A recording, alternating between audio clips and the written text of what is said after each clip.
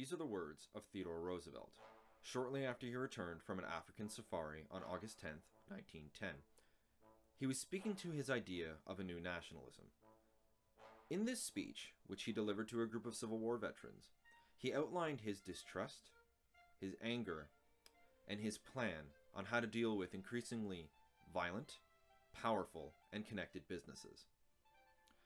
The lead-up to the election of 1912 is often considered one of the most chaotic, interesting, and just downright insane by some historians. 1912 was a turning point. It saw the involvement of 4 candidates who were established and had political capital to throw around. I have already mentioned Theodore Roosevelt. The other candidates were the incumbent President William Taft, the Democratic nominee Woodrow Wilson, and finally the Socialist Party candidate Eugene Debs. These men held contradictory yet similar ideas as to how the country should be run. It's been said almost every election cycle in every country from the beginning of time to now. This was a turning point. It's massive. It's important. All of this is true for pretty much every election ever. It's true here as much as ever. Not only in terms of the politics on display, but the sheer absurdity of the events surrounding the candidates. Roosevelt was shot and demanded that no one help him until he finished his speech and nearly died because of it. 1912 also saw the sinking of the Titanic, on which was one of Taft's closest advisors, not to mention Taft's running mate James Sherman died days before the election. 1890 to 1920 is known as the Progressive Era. It was a period of unprecedented social activism and social change. This bled into the candidates as well. Roosevelt and Wilson were some of the most prominent and respected Americans at the time. They were also very highly respected intellectuals as well, and they wrote furiously. And I have to say, that makes researching this topic absolutely a delight. At its core, the 1912 election revealed the deep conflict between progressive idealism that was championed by many presidents to come and conservative values that would take another 30 years to show themselves under President Eisenhower. I want the words of these 4 men to tell you what they believe in and their vision of the U.S. To set the scene just a little, these 4 parties were just as different as political parties today, though looking back on it now, it might not seem that way. The candidates could not be more different and divided. Popular government is one of the most difficult kinds of government to carry on, because in some way or other, we have to mask the opinions of individuals and apply that composite opinion to the operations of government. William Howard Taft assumed the office of president after Roosevelt basically gave it to him. Taft was seen by everyone as Roosevelt's successor, and because of this, it's very, very difficult to separate the 2 men.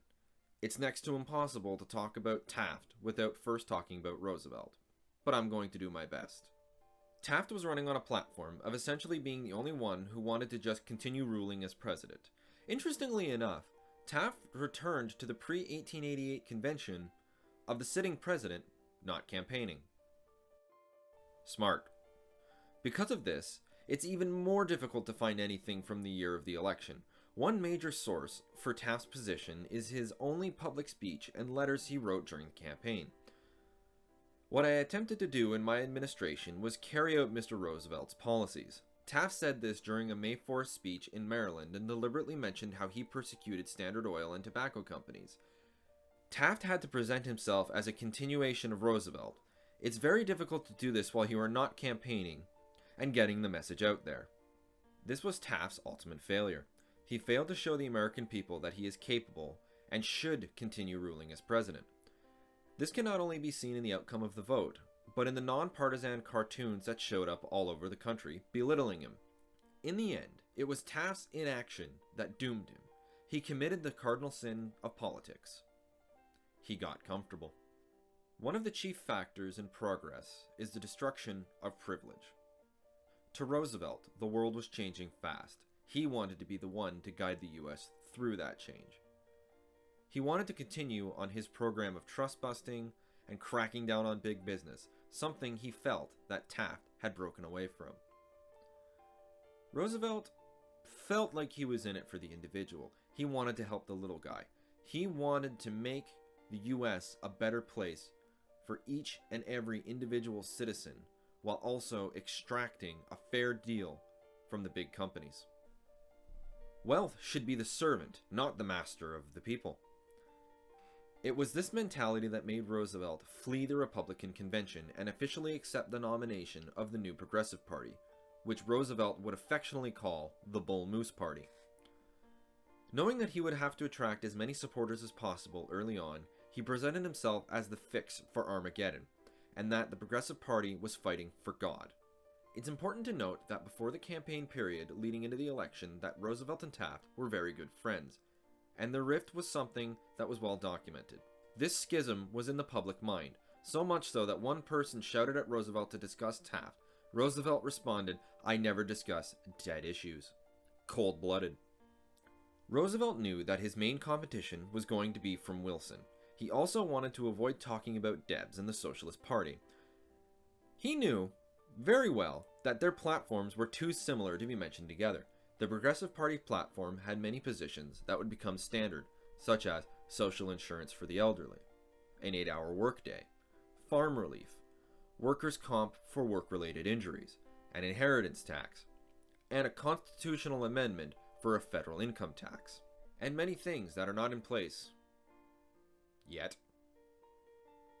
A national health service to include all existing governmental medical agencies, limited injunction in strikes, a minimum wage law for women, and a federal securities commission. For electoral reform, Roosevelt wanted women's suffrage, direct election of senators, and primary elections for state and federal nominations. This is all very progressive for the early 20th century. Or you'd think.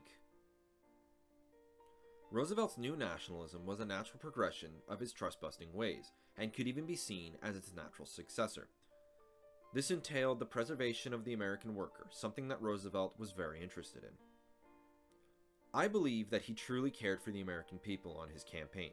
He wanted to restrict the powers of lobbyists and companies that donate to political parties, for them to disclose who and how much they gave. We grudge no man a fortune in civil life, if it is honorably obtained, and well used.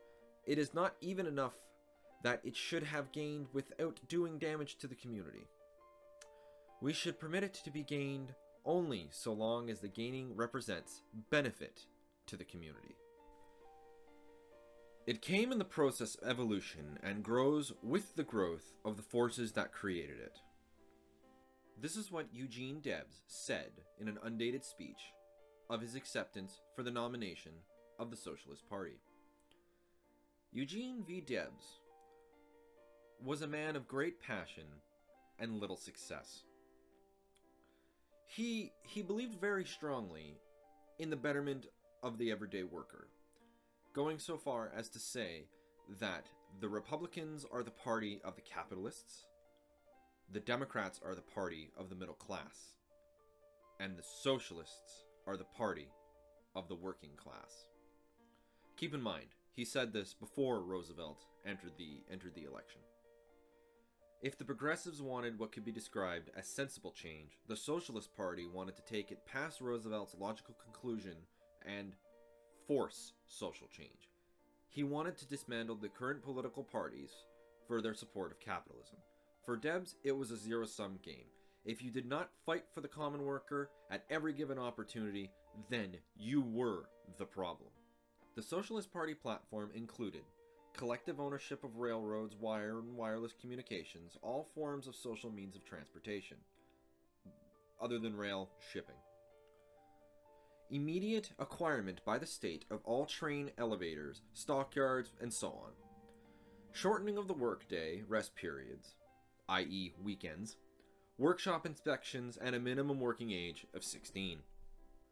For political demands, Debs wanted absolute freedom of the press, speech, and assemblage, gradual adoption of an income tax, increased corporation taxes, reduction of all tariff duties, especially on things considered necessities, and consequently, the government to guarantee those who may lose their jobs as a result of tariff reduction, new forms of employment. Abolition of monopoly ownership of patents, universal voter suffrage, electoral reform, abolition of the Senate and the veto power of the President, direct election of the President and Vice President, and for something I find personally interesting, so I'll read it in the words of the official party platform.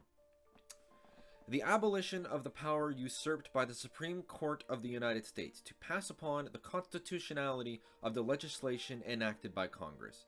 National laws to be repealed only by an act of Congress or by the referendum of the voting people. That is something that is often argued for by people on the right today. Like I said earlier, Roosevelt knew it was in his best interest to keep his name and Debs as separated as possible. The Socialist Party leadership knew very well that Roosevelt had effectively stolen many of their ideas and policies. Debs went so far as to call out these tendencies, saying that the people who now identify with the Bull Moose Party in this way are disenfranchised Republicans who are now finding their ideas expressed in socialism. As for Roosevelt himself, Debs was not so convinced, writing that Roosevelt had 8 years as president and failed to do anything that he has now set out to do, and that he must be judged by his performance and not by his pledges. For my part, I believe that we are upon the eve of recovering some of the most important prerogatives of the American people. We have left the big fish for last, the candidate that all the other candidates seem to forget about. Woodrow Wilson, unlike Taft, was out spreading his ideas, campaigning. And unlike Debs and Roosevelt, he did not call for explosive, immediate change that would have upset the social balance of the United States. He called for gradual, realistic, and comprehensive reform. Wilson's ideas are outlined very well in his speeches, particularly in his speech on New Freedom, which is also the name of his platform. A platform that focused on 3 areas to reform. Tariffs, which would also lead to the reestablishment of an income tax and lower tariffs for the first time since 1857. Business reform, which included establishing a federal trade commission, and the most important, the one that would have the longest reaching effects, banking reform, which would establish the Federal Reserve System. Wilson believed very much that the governments of the past had done a poor job of representing the people. On the subject of referendums to better communicate the will of the people, he stated that the American people must have a key to the door of our own house. Unlike the other 2 progressive candidates, he wanted gradual, incremental change. He did not make grandiose speeches about how the powers that be must tear down the systems, set up walls for corporations, and redistribute wealth. This is one of the many reasons that Wilson was an attractive candidate. If an American is not to have free enterprise, he can have freedom of no sort whatsoever. This stood in contrast to Roosevelt, and especially Debs. Wilson had a secret weapon in his back pocket: minorities. He worked tirelessly to reach out to what were seen as marginalized groups, such as the Polish, Hungarians, and Jewish Americans. This didn't work. This didn't work. In October 1812, a survey found that most Polish and Italian priests were supporting Roosevelt. Blacks were also extremely skeptical of Wilson, after his insistence of maintaining the ban on black students at Princeton University. He also wanted to uphold the Jim Crow laws in the South, knowing that he needed the vote of the white Southerners. Wilson also told a delegation of African Americans, "There is no place where it is easier to cement friendship between the races than in the South." Yikes. Despite all this, Wilson did not have to answer to his critics all that much. He constantly portrayed himself as a great moralist, and this worked. For Wilson, this election hinged on how he connected with the people. His platform was intentionally simple in its presentation, though the ideas within were complex and not so easily understood.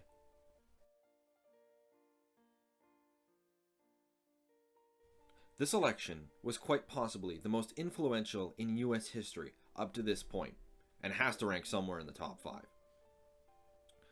It was the first time, and last time, that a Socialist Party candidate got a high percentage of the votes. Up to 6% Debs won.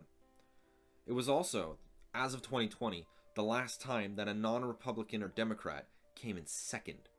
Roosevelt won 88 electoral votes, meaning Wilson won in a landslide. Taft, I believe, won 6. It's not bad, but it's not good. The overall voter turnout was down as well, which suggests there was some disenfranchisement, but it's so far in the past and these things weren't measured as carefully as they are today, it's next to impossible to know. With Wilson's victory, he became the 28th President of the United States. The progressive message of the candidates clearly resonated with the voters, as only 23% of the vote went to Taft. It shows that the American people were ready to embrace something new, not necessarily what they viewed as extreme from Debs and socialists, or too forward-thinking like Roosevelt, but something slower. We have to remember that to most of us, these reforms seem almost as a given, or standard. Remember, we're looking at history here.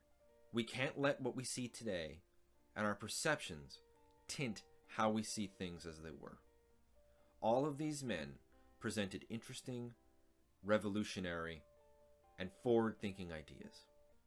They're all fascinating and worth taking a look at. Even old Iron Belly.